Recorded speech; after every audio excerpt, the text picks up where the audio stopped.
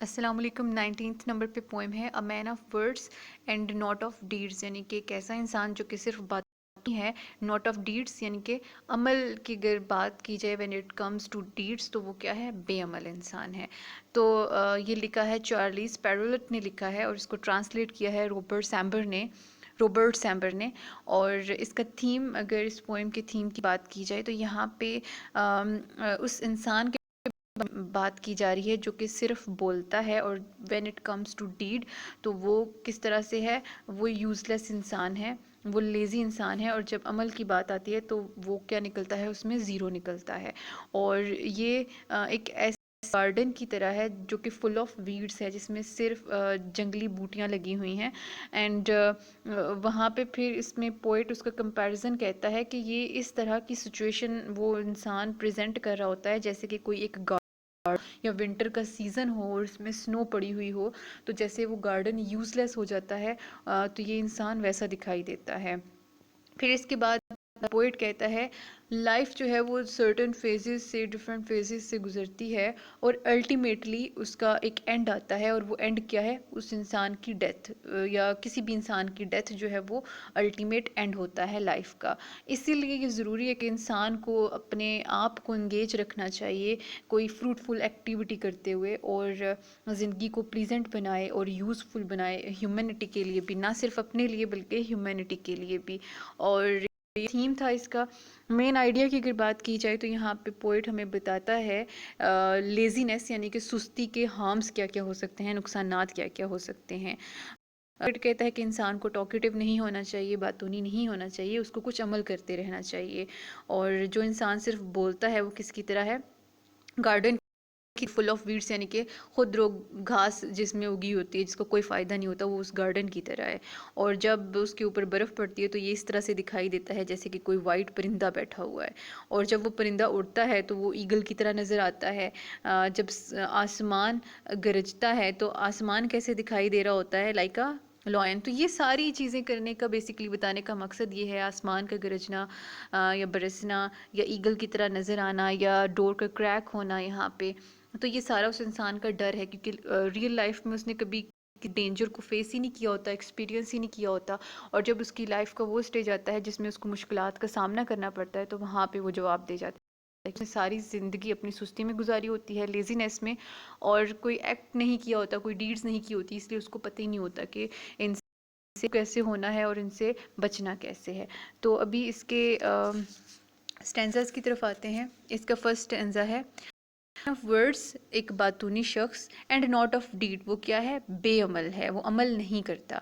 Us like a garden, ایک باغ کی مانند ہے، فل آف ویڈس، جو کہ کس سے بھرا پڑا ہے، خودرو گھاس سے، اور یعنی کہ وہ اتنا یوز لیس ہے، اس خودرو گھاس کا، اس گھاس کا جس کا کوئی فائدہ نہیں ہے، کوئی مقصد نہیں ہے، وہ اس کی طرح ہے۔ یعنی کہ پورے گارڈن کو بھی گھیرا ہوا ہے، ایم فالتو میں جگہ گھیری ہوئی ہے، اس کو کوئی فائدہ نہیں۔ And when the weeds begin to grow, اب وہ جو ویڈس ہیں، وہ جو خودرو گھاس ہے، پروان چڑھنے لگتا ہے، it is like a garden full of snow, تو وہ ایسے ہی لگتا ہے جیسے گارڈن ہے اور اس کے اوپر بس برف پڑی ہوئی ہے اور کچھ نہیں نظر آتا۔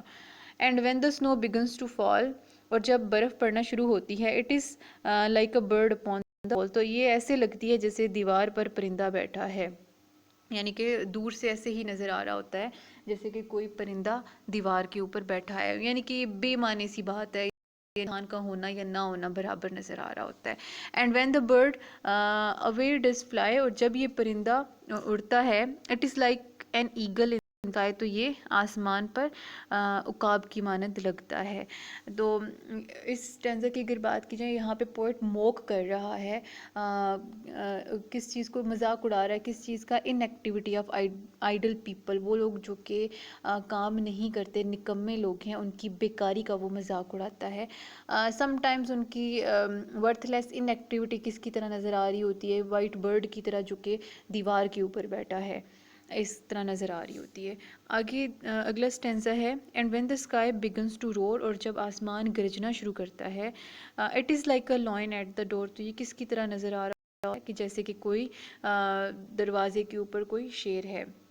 تو یہاں پہ آسمان پر گرج چمک کا ہونا یا آسمان کا گرجنا کا دہاڑنا، یہ ساری چیزیں کس چیز کے لیے ہیں؟ خوف زدہ کرنے کے لیے. یعنی کہ ایسا انسان جس نے کبھی کچھ کیا ہی نہیں ہوتا تو وہ ان چیزوں سے جلدی سے ڈر جاتا ہے. وہ آسمان پہ بجلی چمکتی ہے تو جیسے ڈر لگتا ہے، اور اس کو ایسے فیل ہو رہا ہے جیسے ڈور کے اوپر کوئی شیر آ گیا ہے. تو یہ ساری چیزیں جو ہیں کس کی طرف اشارہ کر رہی ہیں، کس چیز کو انڈیکیٹ کر رہی ہیں؟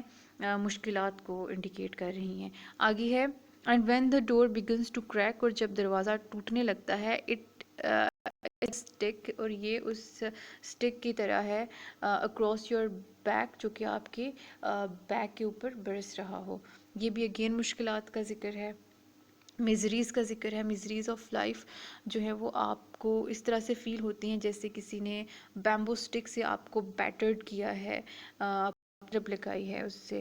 اور اس کا مطلب یہ ہے، اور یہاں پہ بیک سے مراد یہ ہوگا کہ آپ کی بیک بریکنگ رسپانسبلٹیز، جو کہ ذمہ دار کمر توڑ ذمہ داریاں جب بڑھ جاتی ہیں، اچانک جب ذمہ داریاں پڑتی ہیں تو اس کو وہ مشکلات ہی لگنا سٹارٹ ہو جاتی ہیں. تو اس کو یہی لگتا ہے کہ اب ڈور کریک ہو گیا، اب شیر اندر کی مشکلات اب آل آف سڈن اس کے اوپر وہ پڑ گئی ہیں. جن چیز سے وہ ڈر رہا تھا وہ چیز ہو چکی ہے اب. آگے ہیں and when your back begins to smart, اور تمہاری کمر بگن ٹو اسمارٹ، یعنی کہ اس میں جب درد ہونا سٹارٹ ہوتا ہے. It's like a pen knife in your heart. تو یہ ایسے لگتا ہے کہ جیسے کسی نے دل میں کوئی پن نائف، یعنی کہ نائف کی جو پن ہے، خنجر اس کو کہہ لیں، باریک نائف جو ہے، وہ ایسے ہی لگتا ہے کہ جیسے کسی نے آپ کے دل میں کوئی باریک خنجر گھونپ دیا ہو.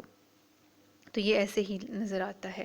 تو اگین یہاں پہ اپسیٹ کر دینے والی بات ہے کہ جو پریشانیاں ہیں اور جو مزریز ہیں لائف کی، وہ آپ کی اوپر جب پڑتی ہیں تو آپ کو ہے کہ کسی نے چھرا لیا ہے، پین نائف لی ہے، اور آپ کے ہارٹ میں کسی نے سٹیپ کر دی ہے.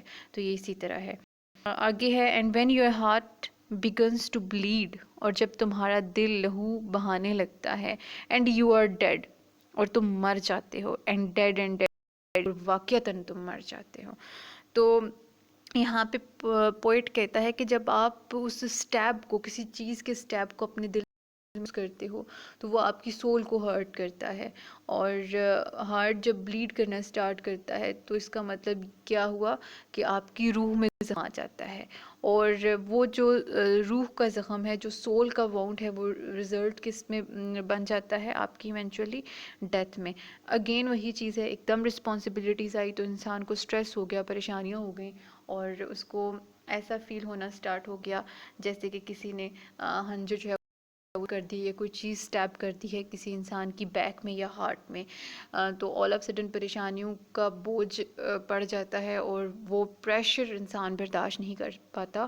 اور اینڈ لائن اسی لیے ہے اینڈ ڈیڈ ان ڈیڈ، اور واقعتاً انسان تب مر جاتا ہے. تو یہ تھی ہماری آج کی poem a man of words and not of deeds. وہ انسان جس نے ساری زندگی صرف باتیں کی ہیں اور عمل کچھ نہیں کیا، آل آف سڈن رسپانسبلٹی سے وہ گھبرا جاتا ہے اور وہ بیکار انسان ہے. اور وہ اسی طرح جیسے کہ کوئی گارڈن ہے اور اس میں ویڈز لگی ہوئی ہیں تو وہ اسی کی مانت ہے، وہ یوز لیس انسان ہے. تو یہ تھی ہماری آج کی پوئم.